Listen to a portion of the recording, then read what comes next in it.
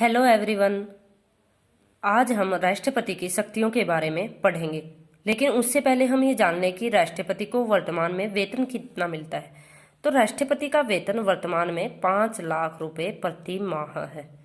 यानी कि राष्ट्रपति का वेतन वर्तमान में 5 लाख रुपए प्रति महीना है। इस तरह से राष्ट्रपति को वेतन मिलता है 5 लाख रुपए प्रति महीना। अब हम राष्ट्रपति की शक्तियां करेंगे। राष्ट्रपति को अनेक प्रकार की शक्तियां प्राप्त हैं, जैसे कि विधायी शक्ति, न्यायिक शक्ति, सैन्य शक्ति, आपातकालीन शक्ति, वित्तीय शक्ति। उनमें सबसे पहले आती है विधायी शक्ति। अनुच्छेद 79 के अंतर्गत राष्ट्रपति संसद का एक महत्वपूर्ण अंग है। संसद का अधिवेशन बुलाने, अधिवेशन का मतलब होता है बैठक बुलाने, लोकसभा को भंग करने, भंग का मतलब होता है नष्ट करना, यानी कि लोकसभा को समाप्त करने की शक्ति, संसद के दोनों सदनों के सदस्यों के मनोनयन की शक्ति, संसद के दोनों सदनों से मतलब है राज्यसभा और लोकसभा के सदस्यों की नियुक्ति की शक्ति, प्रतिवेदन प्रस्तुत करने की शक्ति यानी कि रिपोर्ट प्रस्तुत करने की शक्ति, अध्यादेश जारी करने की शक्ति, अध्यादेश यानी कि आदेश जारी करने की शक्ति। इस तरह से राष्ट्रपति को ये वैधानिक शक्तियां प्राप्त हैं। क्या था? वैधानिक शक्तियों में क्या है? संसद का अधिवेशन बुलाना, लोकसभा को भंग करना, संसद के दोनों सदनों की सदस्यों की नियुक्ति करना, प्रतिवेदन प्रस्तुत करना, अध्यादेश जारी करना। ये सब राष्ट्रपति की विधायी शक्तियां हैं, वैधानिक शक्तियां हैं। उसके बाद आता है सैन्य शक्तियां, यानी कि सैनिक संबंधी शक्तियां। अनुच्छेद 103 के अंतर्गत राष्ट्रपति को सैनिक शक्तियां भी प्राप्त हैं। राष्ट्रपति जल, थल व वायु सेना तीनों सेनाओं का अध्यक्ष होता है। इसके साथ ही वह सेवा के उच्च अधिकारियों को भी नियुक्त करता है। सैन्य शक्तियों में क्या आता है कि जो राष्ट्रपति है जल, थल और वायु तीनों सेनाओं का अध्यक्ष है और वह सेवा के उच्च अधिकारियों को भी नियुक्त करता है। उसके बाद आता है न्यायिक शक्तियां। न्यायिक शक्तियों से मतलब है कि न्याय संबंधी शक्तियां। ये अनुच्छेद 72 के अंतर्गत राष्ट्रपति को प्राप्त हैं। राष्ट्रपति को न्यायिक शक्तियों के अंतर्गत दंड को माफ करने की शक्ति प्राप्त है, दंड की अवधि घटाने की शक्ति प्राप्त है, दंड में कमी लाने की शक्ति प्राप्त है। इस तरह से राष्ट्रपति को न्यायिक शक्तियां मिली हुई हैं। न्यायिक शक्तियों में राष्ट्रपति क्या क्या कर सकता है? सबसे पहले आता है समाधान। किसी व्यक्ति को मिली सजा को समाप्त करना ही समाधान कहलाता है। यानी कि यदि किसी व्यक्ति को कोई सजा मिली है, उसको समाप्त कर देना ही क्या कहलाता है? क्षमा कर देना। लेकिन सजा को समाप्त नहीं किया जा सकता। क्षमा करना यानी कि उस जो सजा उस व्यक्ति को मिली है उसे थोड़ा बहुत समाप्त कर सकता है, उसको माफी दे सकता है, लेकिन उस सजा को खत्म नहीं कर सकता। लघुकरण।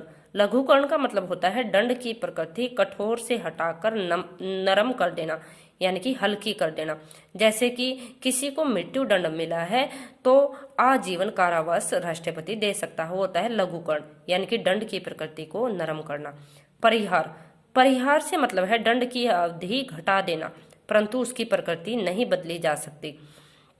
इसमें क्या होता है कि दंड का जितना समय मिला हुआ है उसे कम किया जा सकता है, लेकिन उसका स्वरूप नहीं बदला जा सकता। स्वरूप से मतलब है कि जैसा दंड मिला है उसका स्वरूप हम चेंज नहीं कर सकते, उसके समय को हम घटा सकते हैं। विराम। दंड में कमी लाना, यानी कि उस दंड को रोक दिया जाता है थोड़े टाइम के लिए, विराम दे दिया जाता है, वो होता है विराम। उसके बाद आता है प्रतिलंब। दंड देने में देरी करना, यानी कि समय लगाना। जैसे कि दंड मिलना है 5 तारीख को और राष्ट्रपति क्या करता है, उसका समय बढ़ा देता है, जैसे कि 15 तारीख को दंड दिलवाना, वो होता है प्रतिलंब। उसके बाद आता है राजनीतिक शक्तियां, वैदेशिक शक्तियां व कूटनीतिक शक्तियां। राजनीतिक शक्तियों से मतलब क्या है कि राष्ट्रपति विदेशों में राजदूत भेजता है, विदेशों से संबंध बना के रखता है, उनके संधि समझौतों पर हस्ताक्षर करता है। ये हैं राष्ट्रपति की राजनीतिक शक्तियां, यानी कि विदेशों में राजदूत भेजना और दूसरे देशों के साथ संबंध स्थापित करना। उसके बाद है कार्यकारी शक्तियां। अनुच्छेद 54 के अंतर्गत राष्ट्रपति को कार्यकारी शक्तियां भी मिली हैं।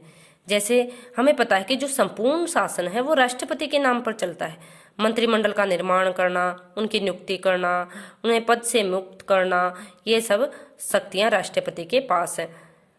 इन्हें क्या कहा जाता है? कार्यकारी शक्तियां। कार्यकारी शक्तियों के अंतर्गत क्या आता है कि मंत्रिमंडल का निर्माण राष्ट्रपति करता है, मंत्रिमंडल के सदस्यों की नियुक्ति राष्ट्रपति करता है, उन्हें पद से हटाने का काम भी राष्ट्रपति करता है। उसके बाद है आपातकालीन शक्तियां, जो मोस्ट इम्पोर्टेंट है।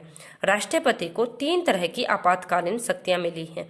वो होती हैं अनुच्छेद 352 के अंतर्गत बाहरी युद्ध, आक्रमण व सशस्त्र विरोध के कारण। दूसरी है राज्य में संवैधानिक तंत्र के विरुद्ध आपातकालीन घोषणा, और तीसरी है आर्थिक आपातकालीन की घोषणा। सबसे पहले आती है राष्ट्रीय आपात की घोषणा अनुच्छेद 352 के अंतर्गत। बाहरी आक्रमण, युद्ध या सशस्त्र विद्रोह के कारण राष्ट्रपति आपातकालीन घोषणा कर सकता है। यह जरूरी नहीं कि बाहरी आक्रमण या सशस्त्र विद्रोह होने पर ही आपात की घोषणा की जाए। इनका खतरा होने पर भी आपातकालीन की घोषणा की जा सकती है। वह समस्त देश में या उसके किसी भी राज्य क्षेत्र में आपात की घोषणा कर सकता है। यानी कि यदि बाहरी आक्रमण हो, युद्ध की स्थिति पैदा हो जाए, तो राष्ट्रपति क्या करता है? आपातकालीन घोषणा कर सकता है। वो या तो समस्त देश में आपातकालीन घोषणा कर सकता है या उस राज्य क्षेत्र में जहां पर ऐसा खतरा बना हो। उसके बाद है राज्यों में संवैधानिक तंत्र के विरुद्ध होने पर आपातकालीन घोषणा। ये शक्ति मिली हुई है अनुच्छेद 356 के अंतर्गत। यदि राष्ट्रपति की किसी राज्यपाल की रिपोर्ट पर या अन्य किसी प्रकार से यह आभास हो जाए कि ऐसी परिस्थिति पैदा हो गई है कि वह उस राज्य में अनुच्छेद 356 के तहत राज्य में आपात की घोषणा कर सकता है, यानी कि राज्यों में संवैधानिक तंत्र के विरुद्ध आपातकालीन घोषणा की जा। आर्थिक आपात की घोषणा। यदि राष्ट्रपति को यह भनक लग जाए कि राज्य की वित्तीय स्थिति को खतरा पैदा हो गया है, तो वह अनुच्छेद 360 के अंतर्गत वित्तीय आपात की घोषणा कर सकता है। इस तरह से आपातकालीन शक्तियां राष्ट्रपति को प्राप्त हैं। अनुच्छेद 352 के अंतर्गत बाहरी आक्रमण, युद्ध या सशस्त्र विद्रोह के कारण राष्ट्रीय आपात की घोषणा कर सकता है।